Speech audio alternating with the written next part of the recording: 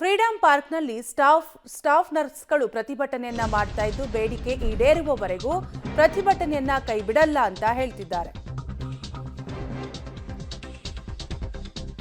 Freedom ಪಾರ್ಕ್ನಲ್ಲಿ staff ನರ್ಸ್ಗಳು ಪ್ರತಿಭಟನೆಯನ್ನ ಮಾಡ್ತಾ ಇದ್ದು ಜಾಗ ಖಾಲಿ ಮಾಡುವಂತೆ ಪೊಲೀಸರು ಸೂಚನೆಯನ್ನ ನೀಡಿದ್ದಾರೆ. ಪ್ರತಿಭಟನಾ ನಿರತರನ್ನ ಕಳುಹಿಸಲು ಪೊಲೀಸರು ಬಂದಿದ್ದು ಜಾಗ ಖಾಲಿ ಮಾಡುವಂತೆ ಮನವೊಲಿಸುವ ಕಾರ್ಯವನ್ನು ಕೂಡ ಪೊಲೀಸರು ಮಾಡಿದ್ರು. ಆದರೆ ಬೇಡಿಕೆ ಈಡೇರುವವರೆಗೂ ಜಾಗ ಖಾಲಿ ಮಾಡಲ್ಲ ಅಂತ ಸ್ಟಾಫ್ ನರ್ಸ್ಗಳು ಪಟ್ಟನ್ನ ಹಿಡಿದಿದ್ದಾರೆ. ನೀವು ಕೂಡ ದೃಶ್ಯಾವಳಿಗಳಲ್ಲಿ ಗಮನಿಸ್ತಾ ಇರಬಹುದು. ಫ್ರೀಡಂ ಪಾರ್ಕ್ನಲ್ಲಿ ಸ್ಟಾಫ್ ನರ್ಸ್ಗಳು ಪ್ರತಿಭಟನೆಗೆ ಮುಂದಾಗಿದ್ದು ಜಾಗ ಖಾಲಿ ಮಾಡುವಂತೆ ಪೊಲೀಸರು ಎಷ್ಟೇ ಹೇಳಿದ್ರೂ ಕೂಡ ಸೂಚನೆಯನ್ನ ನೀಡಿದ್ರೂ ಕೂಡ ಬೇಡಿಕೆ ಈಡೇರುವವರೆಗೂ ನಾವು ಜಾಗ ಖಾಲಿ ಮಾಡಲ್ಲ ಅಂತ ಪಟ್ಟು ಹಿಡಿದಿದ್ದಾರೆ.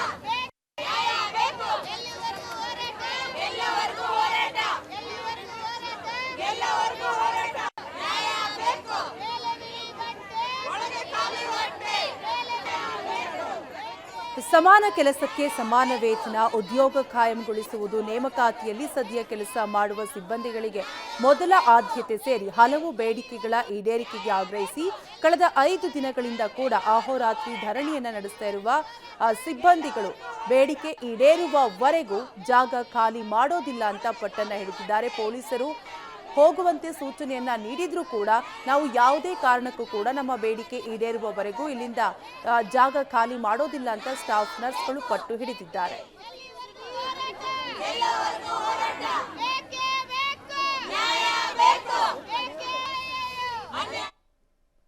ಡೀಟೇಲ್ಸ್ ಕೊಡಲು ನಮ್ಮ ಪ್ರತಿನಿಧಿ ಪ್ರಕಾಶ್ ಲೈವ್ ನಲ್ಲಿ ಕನೆಕ್ಟ್ ಆಗಿದ್ದಾರೆ. ಪ್ರಕಾಶ್, ನರ್ಸ್ಗಳು ಪ್ರತಿಭಟನೆಗೆ ಮುಂದಾಗಿದ್ದಾರೆ. ಸದ್ಯಕ್ಕೆ ಪರಿಸ್ಥಿತಿ ಯಾವ ರೀತಿಯಾಗಿದೆ? ನರ್ಸ್ಗಳು ಏನ್ ಹೇಳ್ತಿದ್ದಾರೆ? ಸದ್ಯ ಎಲ್ಲ ಪ್ರತಿಭಟನಾ ನಿರತ ಆರೋಗ್ಯ ಸಿಬ್ಬಂದಿಗಳನ್ನ ಇಲ್ಲಿಂದ ಹೊರಗಡೆ ಕಳಿಸೋದಕ್ಕೆ ಈಗ ಪೊಲೀಸರು ಕೂಡ ಸೂಚನೆಯನ್ನು ಕೊಟ್ಟಿದ್ದಾರೆ. ಆದ್ರೆ ಯಾವುದೇ ಕಾರಣಕ್ಕೂ ಕೂಡ ಇಲ್ಲಿಂದ ಹೋಗೋದಿಲ್ಲ ಅನ್ನುವಂತಹ ಪಟ್ಟನ್ನ ಹಿಡಿದಿದ್ದಾರೆ. ಇವತ್ತು 5ನೇ ದಿನಕ್ಕೆ ಕಾಲಿಟ್ಟಿದೆ. ಇವತ್ತು ಕೂಡ ಸರ್ಕಾರದಿಂದ ಯಾವುದೇ ಸ್ಪಂದನೆ ಸಿಕ್ಕಿಲ್ಲ. ಹಾಗಾಗಿ ನಮ್ಮ ಬೇಡಿಕೆಗಳು ಈಡೇರೋ ತನಕ ಕೂಡ ಇಲ್ಲಿಂದ ಹೋಗೋದಿಲ್ಲ ಅನ್ನುವಂತಹ ಪಟ್ಟನ್ನ ಹಿಡಿದಿದ್ದಾರೆ. ಈಗಾಗಲೇ ಬೇರೆ ಬೇರೆ ಜಿಲ್ಲೆಗಳಿಂದಲೂ ಕೂಡ ಬಂದಂತಹ ಸ್ಟಾಫ್ ನರ್ಸ್ಗಳು ಕೂಡ ಇದ್ದಾರೆ. ಜೊತೆಗೆ ಇಲ್ಲಿಂದ ಕಳಿಸೋದಕ್ಕೆ ಪೊಲೀಸರು ಸೂಚನೆಯನ್ನ ಕೊಟ್ಟ ಆದ ಬಳಿಕ ವಿದ್ಯುತ್ತನ್ನ ಕಡಿತ ಮಾಡುವಂಥದ್ದು ಕೂಡ ಆಗಿದೆ. ಜೊತೆಗೆ ಅವರನ್ನ ವಶಕ್ಕೆ ಪಡೆಯೋದಕ್ಕೆ ಒಂದಿಷ್ಟು BMTC ಬಸ್ಗಳನ್ನ ಕೂಡ ಇಲ್ಲಿಗೆ ಈಗಾಗಲೇ ಆಗಮನ ಕೂಡ ಆಗಿದೆ. ಒಂದಿಷ್ಟು ಆರೋಗ್ಯ ಸಿಬ್ಬಂದಿಗಳನ್ನ ಕೂಡ ಮಾತನಾಡಿಸ್ತಾ ಹೋಗ್ತಾನೆ. ಬಹುಶಃ ಅವ್ರಿಗೂ ಕೂಡ ಆಕ್ರೋಶ ಇದೆ, ಅಸಮಾಧಾನ ಇದೆ. ಅಮ್ಮ, ಈಗ ಪೊಲೀಸರು ಏನು ಹೇಳಿದ್ರು, ಇಲ್ಲಿಂದ ಜಾಗ ಖಾಲಿ ಮಾಡ್ತೀರಾ ಹೆಂಗೆ? ಇಲ್ಲ ಸರ್, ನಮ್ಮ ಪ್ರಾಣ ಹೋದರೂ ಕೂಡ ನಾವು ಇಲ್ಲಿಂದ ಜಾಗ ಖಾಲಿ ಮಾಡೋದಿಲ್ಲ. ನಾವು ಬಂದಿರೋದು ಇಲ್ಲಿ ಪಡೆದೇ ಹೋಗಬೇಕು ಅಂತ. ನಾವು ಯಾವುದೇ ಕಾರಣಕ್ಕೂ ಪಡೆದಲ್ಲಿ ಯಾವುದೇ ವಾಪಸ್ ಹೋಗಲ್ಲ. ತುಂಬ ಸರ್ ಇದೇ ಥರ ಆಶ್ವಾಸನೆ ಕೊಟ್ಟು ಎಲ್ಲಿ ನಾವು ವಾಪಸ್ ಹೋಗಿದ್ವಿ, ಬರೀ ಕೈಯಲ್ಲಿ ವಾಪಸ್ ಹೋಗಿದ್ವಿ. ಆದ್ದರಿಂದ ಈ ಸರಿ ಹೋಗೋ ಮಾತೇ ಇಲ್ಲ. ಬೇಕಾದ್ರೆ ಒಂದು ತೊಟ್ಟು ವಿಷ ಕೊಟ್ಬಿಟ್ಟು ಇಲ್ಲ ಪ್ರಾಣ ಬಿಟ್ಬಿಡ್ತೀವಿ. ಅವ್ರು ಏನು ಹೇಳಿದಲ್ಲ, ಸ್ಕೀಮ್ ಆಕ್ಸಿಸ್ ಬ್ಯಾಂಕಲ್ಲಿ ಕೊಟ್ಟಿದ್ದಾರಲ್ಲ, ನೀವು ಸತ್ತರೆ 60 ಲಕ್ಷ ಕೊಡ್ತೀವಿ, 10 ಲಕ್ಷ ಕೊಡ್ತೀವಿ ಅಂತ, ಅದನ್ನ ಈಗಲೇ ಕೊಟ್ಬಿಡ್ಲಿ, ನಾವು ಇಲ್ಲೇ ಸತ್ಬಿಡ್ತೀವಿ, ಸಾಮೂಹಿಕವಾಗಿ ಆತ್ಮಹತ್ಯೆ ಮಾಡ್ಕೊತೀವಿ, ನಮ್ಮ ಫ್ಯಾಮಿಲಿ ಕೊಟ್ಬಿಡ್ಲಿ. ಈಗ ಪೊಲೀಸರು ಬಂದು ಏನು ಹೇಳಿದ್ರು? ಈಗ ಎಷ್ಟು ಜನ ಇಲ್ಲಿ ಸೇರಿದಿರಿ? ಈಗ ಪೊಲೀಸರು ಬಂದು ನೀವು ಖಾಲಿ ಮಾಡಿ, ಶಾಮಿಯಾನೆಲ್ಲ ತೆಗಿತೀವಿ ಅಂತ ಹೇಳಿದ್ದಾರೆ ಸರ್. ನಾವು ಇಷ್ಟೊತ್ತಿನಲ್ಲಿ ನಾವು ಎಲ್ಲಿಗೆ ಹೋಗಬೇಕು ಸರ್? ಹೆಣ್ಮಕ್ಳು DK ಶಿವಕುಮಾರ್ ಸರ್ ನಮ್ಗೆ ಭರವಸೆ ಕೊಟ್ಟಿದ್ರು ಸರ್. ಆ ಭರವಸೆನ ಅವ್ರು ಉಳಿಸ್ಕೋಬೇಕು. ನಮ್ಮ ಆರೋಗ್ಯ ಸಚಿವರು ಬರಬೇಕು ಸರ್. ನಾವು ಸೇವೆ ಕೊಡ್ತಿದ್ದೀವಿ ಸರ್, ನಮ್ಮ ಸೇವೆಗಾದರೂ ಅವ್ರು ಬೆಲೆ ಕೊಡಬೇಕು ಸರ್. ಹೆಣ್ಮಕ್ಳು ಸರ್, ನಾವು ಹೆಣ್ಮಕ್ಳು ಒಂದು ಹೆಣ್ಣು ಅನ್ನೋದಕ್ಕಾದ್ರೂ ಅವ್ರು ಬೆಲೆ ಕೊಡಲೇಬೇಕು ಸರ್. ಸರ್ಕಾರದಿಂದ ಈ ಹಿಂದೆ ಕೂಡ ಪ್ರತಿಭಟನೆಯನ್ನ ನಡೆಸಿದ್ರಿ, ಸರ್ಕಾರದಿಂದ ಸೂಕ್ತ ಸ್ಪಂದನೆ ಸಿಗ್ಲಿಲ್ಲ. ಈ ಬಾರಿ ನಾನು ಆರೋಗ್ಯ ಸಚಿವರಲ್ಲಿ ಮನವಿ ಮಾಡಿಕೊಳ್ಳೋದು ಒಂದೇ, ನೀವು ಸರ್ಕಾರದಲ್ಲಿ ನೀವು ಬೇಡಿಕೆಯನ್ನು ಎಷ್ಟು ಬೇಡಿಕೆಗಳನ್ನ ಇಡಿಸಿದ್ರೆ ಅದರಂತೆ ನುಡಿದಂತೆ ನಡೆದಿರುವ ಸರ್ಕಾರ, ನೀವು ನಮ್ಮ ಬೇಡಿಕೆಯನ್ನು ಬಂದು ನೀವು ನೆರವೇರಿಸ್ಕೊಳ್ಬೇಕಂತ ಏನು ಹೇಳ್ತೀರಿ ಸರ್? ನಮ್ಮ ಆರೋಗ್ಯ ಸಚಿವರಲ್ಲಿ ನಾವು ನಮ್ರವಾಗಿ ಕೇಳ್ಕೊಳ್ತೀವಿ ಸರ್. ಯಾಕಂದರೆ ಅವರು ಕಳೆದ ಸಲ ವಿರೋಧ ಪಕ್ಷದಲ್ಲಿದ್ದಾಗ ಇದೇ ವೇದಿಕೆಯಲ್ಲಿ ಬಂದಿದ್ದರು. ಆವಾಗ ಆಗಿನ ಆಡಳಿತ ಪಕ್ಷದ ಸಚಿವರಾಗಿರುವಂಥ ಆರೋಗ್ಯ ಸಚಿವರು ಸುಧಾಕರ್ ಅವರಿಗೆ ತುಂಬ ಬೈದ್ಬಿಟ್ಟು ಹೋಗಿದ್ರು.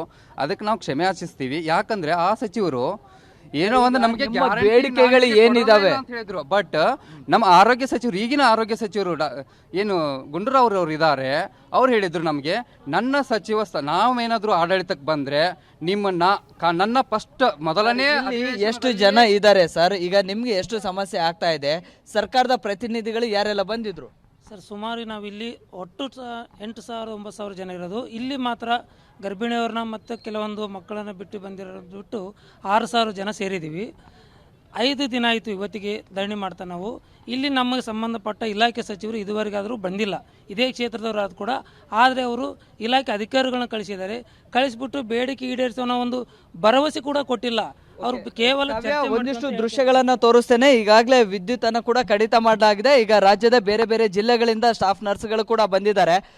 ಸುಮಾರು ಒಂದಿಷ್ಟು ಸಣ್ಣ ಪುಟ್ಟ ಮಕ್ಕಳನ್ನ ಕೂಡ ಎತ್ಕೊಂಡು ಬಂದಿದ್ದಾರೆ.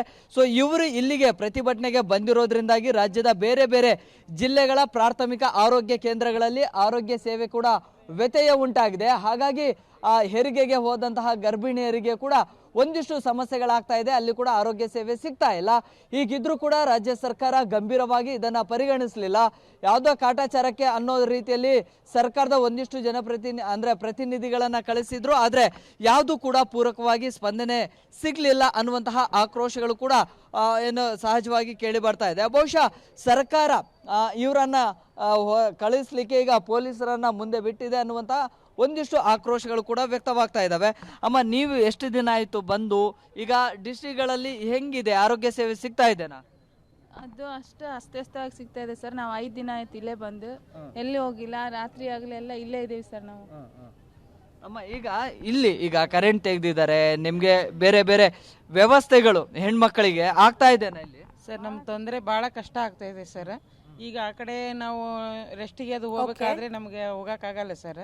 ಈಗೆಲ್ಲ ಇಲ್ಲಿ ನೈಟ್ ಕರೆಂಟ್ ತೆಗೆದಿದ್ದಾರೆ ಸರ್. ಭಾಳ ಅಸ್ತವ್ಯಸ್ತ ಆಗ್ತಾ ಇದೆ ನಮಗೆ. ಓಕೆ, ಈಗ ಸಹಜವಾಗಿ ಪ್ರತಿಭಟನಾ ನಿರತ ಆರೋಗ್ಯ ಸಿಬ್ಬಂದಿಗಳನ್ನು ಇಲ್ಲಿಂದ ಕಳಿಸೋದಕ್ಕೆ ಪೊಲೀಸರು ಸೂಚನೆಯನ್ನು ಕೊಟ್ಟಿದ್ದಾರೆ. ಒಂದೊಮ್ಮೆ ಆ ರೀತಿಯಾಗಿ ನಡೆದುಕೊಂಡ್ರೆ ರಸ್ತೆಗೆ ಇಳಿತೀವಿ ಅನ್ನುವಂತಹ ಎಚ್ಚರಿಕೆಯನ್ನು ಕೂಡ ಆರೋಗ್ಯ ಸಿಬ್ಬಂದಿಗಳು ಕೊಡ್ತಾ ಇದ್ದಾರೆ. ಕಾವ್ಯ, ಥ್ಯಾಂಕ್ ಯು ಪ್ರಕಾಶ್ ಡೀಟೇಲ್ಸ್ಗಾಗಿ.